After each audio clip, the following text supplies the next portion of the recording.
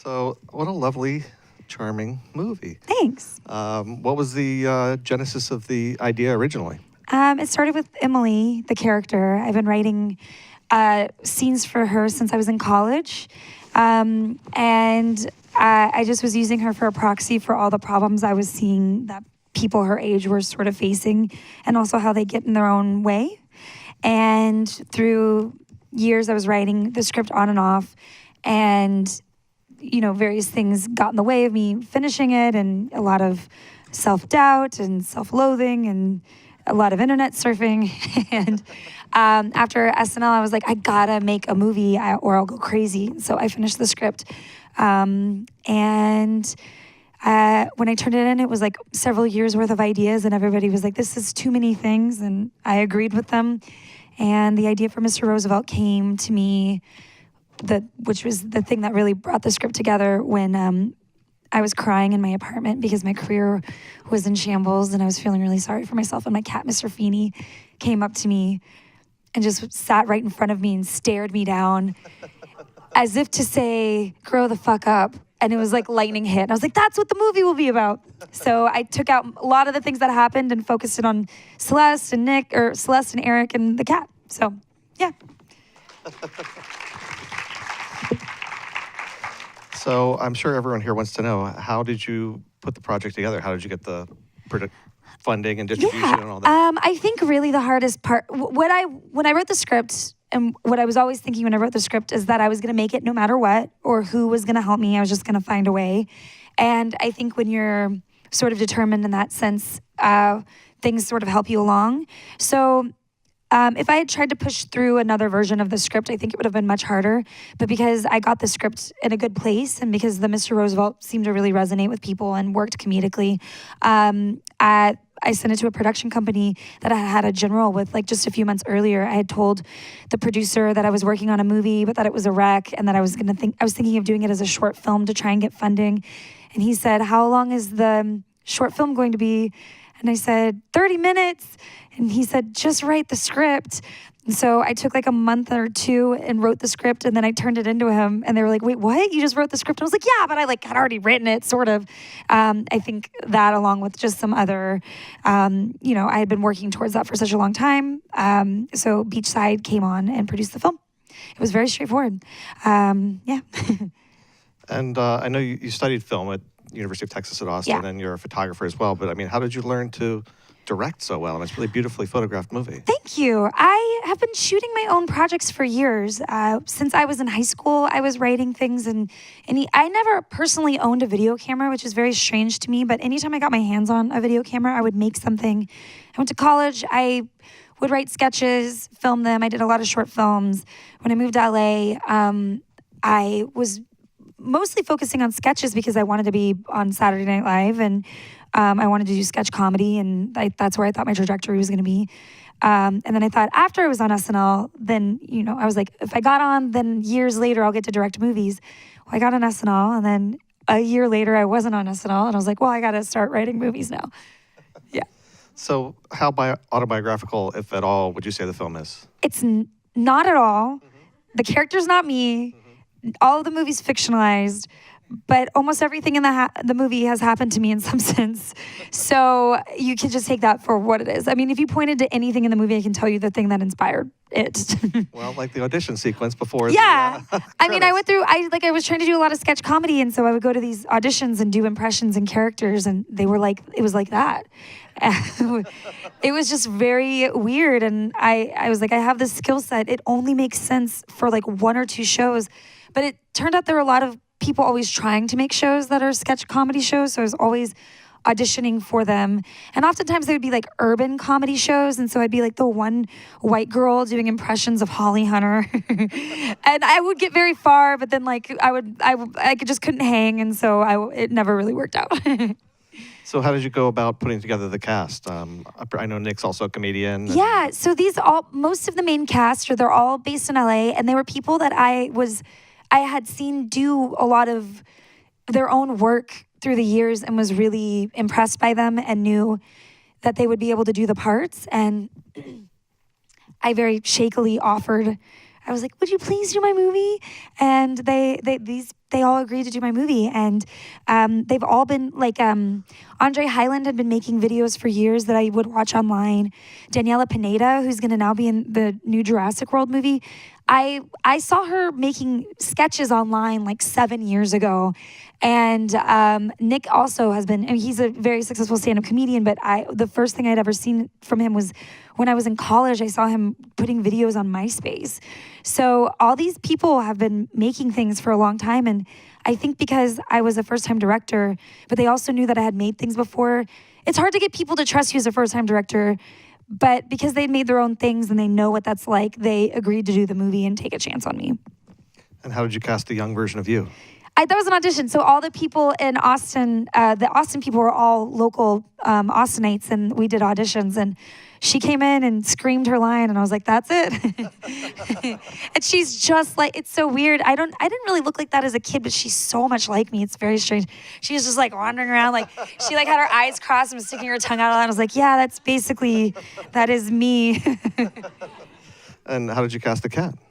That's our production coordinator had a friend who has an orange cat, and instead of feeding it in the morning, they brought it over in the morning to us, and we put a bowl of food down, and we rolled the camera, and we let the cat eat out of it, and we had one take.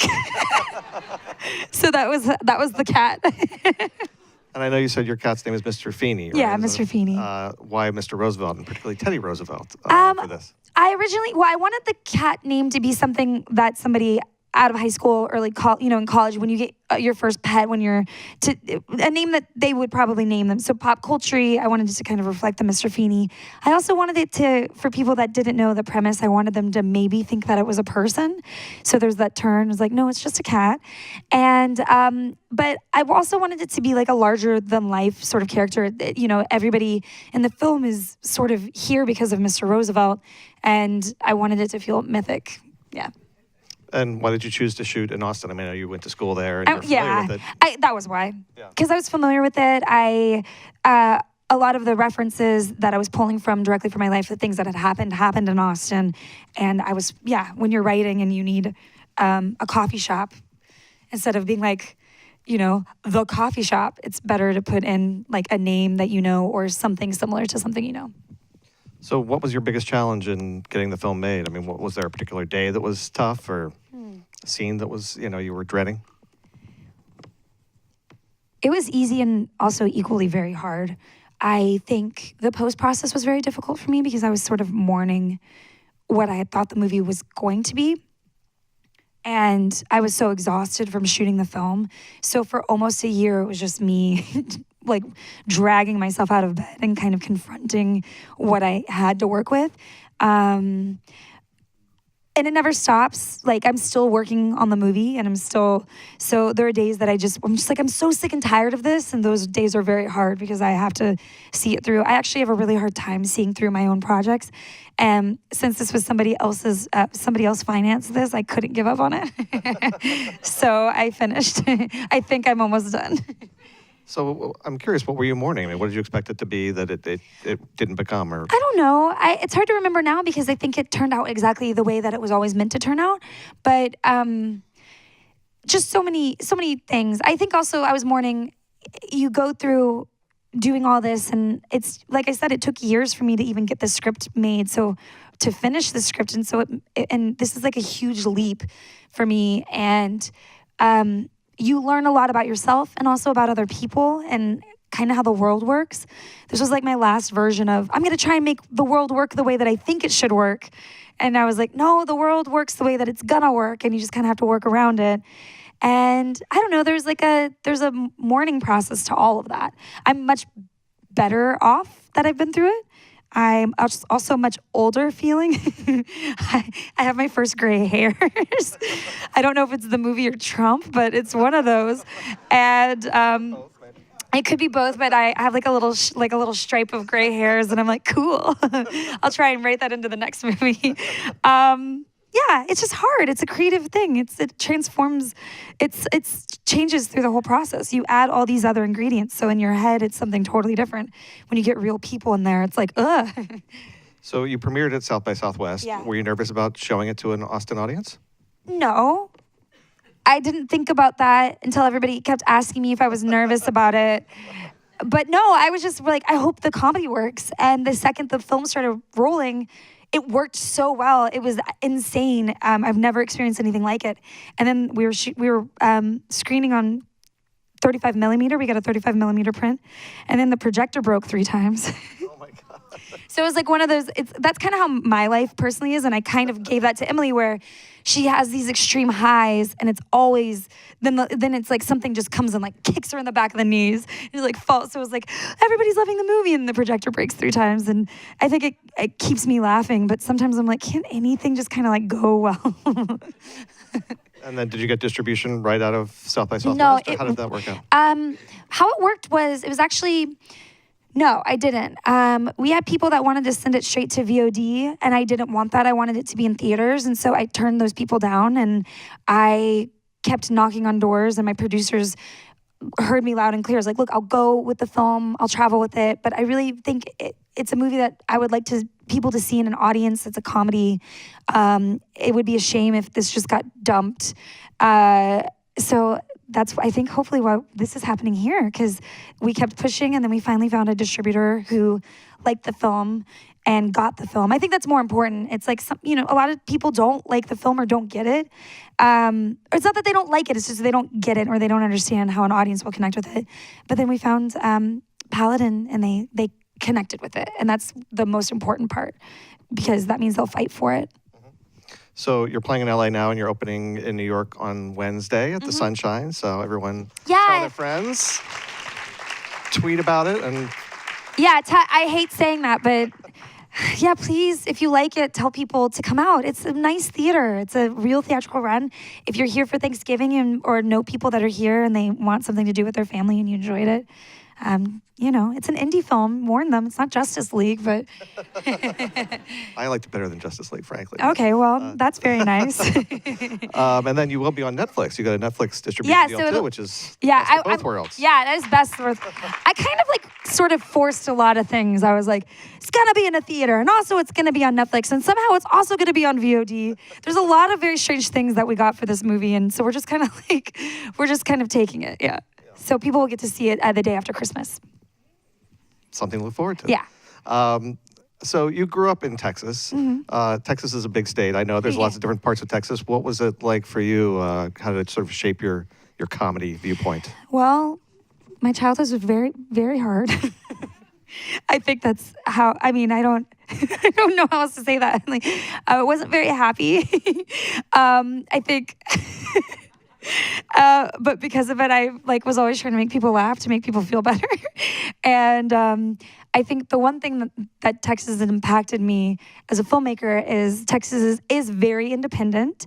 And so there's this sort of certitude that we're not going to really rely on anybody to make things happen for ourselves. For us, we have to do it. And I see that in other Texas filmmakers. It's just a pragmatism. That's the word. It's a pragmatic state. And people don't really, LA is very fast paced. New York has its thing, but it's like just get this done. Yeah. So Richard Linklater, people like that are kind of. Yeah. And I haven't seen a ton of Linklater films, but the ones that I have, I see how the Texas thread, or even somebody like Mike Judge, who I'm a huge fan of, I feel very connected to him in that sort of libertarian spirit, maybe. It's just this, just leave me alone and let me do my stuff. So was your first dream to be an actor or a comedian or a director? How did it come about? I don't know. When I was a kid, I wanted to be an actor, and then I thought I wasn't attractive enough to be an actor. I was like, I can't just waltz into a casting office and somebody's gonna be like, that girl. So then I was like, well, I'll make my own things. So that's kind of how that happened. But even then, it was a long journey of admitting that when I went to college, I didn't say that I wanted to be a director or a filmmaker or even an actor. I said that I wanted to be a civil rights lawyer. And I had a major that was preparing me for pre-law. And And then I took a bunch of classes about like Guantanamo Bay, and I was like, I couldn't handle it. I was like crying every day. So I just like, I'm not gonna be able to be a lawyer. I can't handle all of this insanity. It's just like when people aren't fair, you know what I mean? I'm not that person to deal with it. I'm just gonna write movies. And you did start making videos that you put up online. I mean, how did you sort of then parlay that into having a name in the comedy scene? And I think it was just I do believe in a level of sort of the right things happen when they're meant to happen to you, but it also meets you when you move in a direction. So I started posting videos on YouTube, and that was back in the day when YouTube was weirder and not as toxic. You know, like the internet wasn't like a terrible place. It was awful, but there was still fun happening. So I started just like uploading these sketches that I was doing, and one of them I uploaded and I completely forgot, and this woman contacted me. She's like, I'm sure you already have an agent or a manager, but I'd love to meet with you. I'm a manager. And I was like, why would you assume any of that? I don't have any of that stuff. So I met with her and she became my manager. And so that's you know, somebody found me from my videos, and from there it's just I joined UCB and I did sketches there. I kept doing my own videos. I worked for cracked.com and I did videos for College Humor. And I mean, that's basically it. You know, you just do things. You like help your friends out. You work on projects. You do commercials for absolutely no money, but you'll meet one person on there that then one day gets a job on something else that, you know. So it's just a lot of like being patient and trusting that something will work out for you. And then sometimes you have to write a movie and make it, you know. And that did lead to an audition for Saturday Night Live, and everyone has their Saturday Night Live audition stories. Yeah. What was your experience like? It was really straightforward.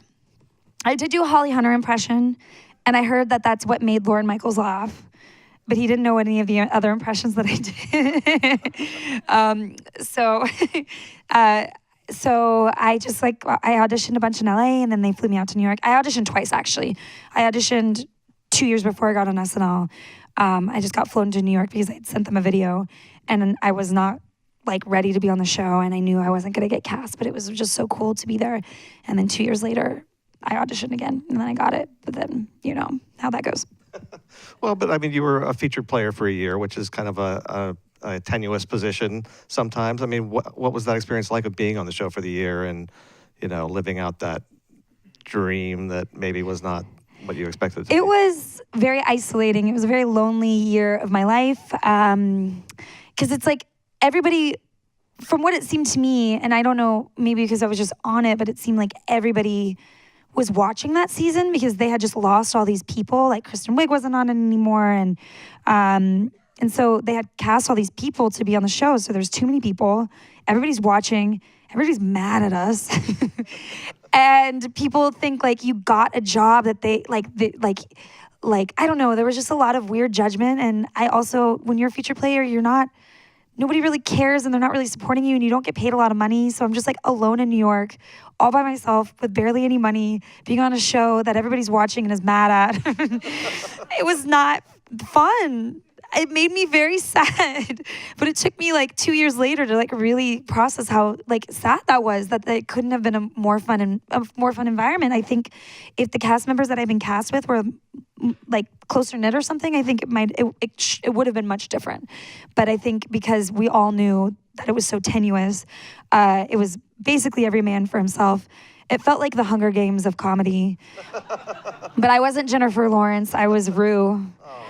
I just like hid until I got killed.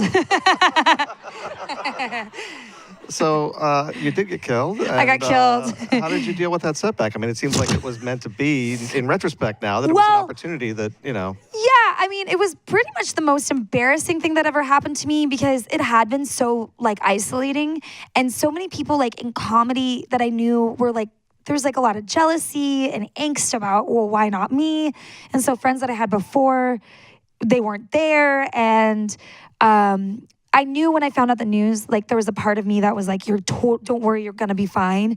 But then there's the very real human part of you, which is just like, I was so devastated. I've never cried that. I mean, I cry a lot, but the cries that happened afterwards, I mean, that was like kind of, you know, I set a really high bar. I got this crazy, insane goal. It meant so much to me as a kid too. And so coming from where I came from and the circumstances it came from and like getting that far. And at the time, only 140 people had ever been on it. And then for them to be like, yeah, no, we don't want you. And it just be so unceremonious. It sucked. It sucked. And people like weren't nice about it even after I left. Like, you know what I mean? It's just like, harumph. I don't know. And I never thought like, oh, I'll show them. I just was like, well, maybe one day people will like stop hating me for no reason. Well, I mean, you bounced back. You were on Master of None, season 1 with Aziz Ansari. Yeah. How did you get involved with that project? Did you know Aziz from the? No, I auditioned for it, so that was cool. It was nice to like have like it was a very good auditioning experience where I had gotten the script. And normally I'm too anxious to memorize my lines. So I'm a terrible auditioner. And I got the script and I was like, oh no, I'll be prepared for this one. So I got really, really prepared for it. And then when I went into the audition, they're like, actually, we're not going to do any of these sides. So they gave me new sides, but instead of getting upset like all the other girls in the lobby who were they're like, what do you mean new sides? I was like, actually, this is an opportunity. Now, if I mess up, they can't get mad at me because I just got these sides. So I went into the audition with that attitude. And then they're like, not only are we not even going to do the sides we just handed you, you're now just going to improvise everything with Aziz. And fortunately, I guess, he's very like a cerebral, argumentative person, and I took speech and debate in high school, so I was really able to keep up with him. And I didn't know the scenes that they had given me was the first scene in the season where the condom had broken. So he's like, "Oh, we're just gonna improvise a scene," and he's just like, "Oh my God, the condom broke," and my reaction was like, oh, that's okay. That's okay. Did you come? Which is like, and then that was the back and forth. And it turns out that's kind of how they had written it in the script. So I was like already being like the person. I was like, hey, no, calm down. Let's just assess the situation, look at it realistically. And so that kind of made me be the foil to his sort of neuroses. And since this is for the SAG-AFTRA Foundation, I was wondering, do you remember what role got you a SAG card? You guys are going to hate me. I didn't join SAG until after SNL. I think I was supposed to, but I know, here's the thing, I do know what Taft-Hartley'd me because 3 days ago, my friend started working at SAG and she's destroying Taft-Hartley paperwork from years ago. And she reached into a box and pulled out my Taft-Hartley and gave it to me as a present, which I think she was told not to, maybe I wasn't supposed to say that. But she asked, and they said yes, as long as I don't post it.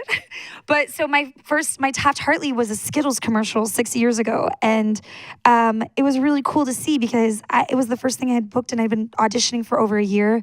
And the casting director wrote really nice things about me and it was really nice to see. So 6 years ago, I got Taft-Hartley'd. After SNL, I was forced to join. Sorry. I was really poor. I know you've done some voiceover work too. Do you enjoy that? I mean, is it a different kind of experience for you? Yes, I like it because I get to utilize the voice stuff. I don't really like being known as a voice person because I want to make movies and sorry, my throat is very scratchy. I partied hard this weekend because the movie came out and I have not drank at all since this whole process. Yes, I really enjoy doing it. I like it. I think animators are so creative. The people that come up with the animated shows have amazing, not only imaginations, but a level of persistence that most people don't even understand because animating is very, very difficult. And so it just feels like a very cool honor to be able to waltz into a booth and animate a character that people are working very, very hard on bringing to life. So these are all actors here in the room. Do you have any advice that you can share for people who are coming up? Well, my advice is something that, any advice I give you, also know that I always stress out and I think the opposite of this. So I go back and forth. But how do you say this? Okay, You Are Enough is the best acting advice I ever got. And it was really hard for me to understand that, especially coming at things from like character and comedic sort of standpoint. I was always thinking I had to do a big voice or put on a big act. And I had an acting coach who was like, no, you're enough, you are enough, you're enough. And I was taking this class with him. And then one day I was like, oh, he thinks I'm enough. Okay, I'm gonna just do this scene as myself. And I did it as myself, and it was crazy. It was amazing what happened. I've never had like an experience like that before, because when you memorize the lines and you know the circumstances of a character, you're already going to be somebody else. But if you're playing it like you, it's going to be authentic and real. And it like kind of locked it in. And now I don't have a problem with that. Now I just know, as long as I'm off book and I really understand and I have all the information, I'm going to be doing an authentic sort of performance. That's like my main, I guess I think that's pretty good advice. Absolutely, yes. We have a couple questions from the audience. We're almost out of time, but Eric asked, what are the challenges of directing and starring in your own film? Any tips on how to do that? Kind of. Yeah, I think the biggest challenge is something that I got over a while ago, which is I separate myself, the director or editor, away from what the actor did. So instead of watching takes and being like, you stupid idiot, Noel, I'm like, why did she do that? And so that's been helpful. I think that's the main one. You just have to kind of compartmentalize. Yeah, that makes sense. Barbara says, first of all, great movie. Thank you, Barbara. Second of all, what was it like sustaining your belief in this project in order to see it through to the end? Right. I think we kind of talked on that a lot. I never lost faith in it, but it was hard. I feel like I hit a lot of really, really low lows, creatively and sort of personally, through this project and the sorts of circumstances that kind of came out of it. And I think there has to be a level of trust that you're going through it for a reason. And that's when it kind of gets like, a little bit more mystical. But I feel like the sorts of things that have come about from it have been so transformative and so necessary to sort of set me up for a successful second feature or third feature, that I kind of had to get like really pulverized to recognize what's really good about the film and good about me. Because making the project, I was reminded over and over again from other people about what was bad about the film, what was bad about me. And I've gotten to the point in my life where I'm like, I'm really not going to tolerate that in my life anymore. Yeah. Well, it's a beautiful movie. Thanks. Thank you so much for coming and talking to us about it. Thank you. Noël Wells. Thank you, guys.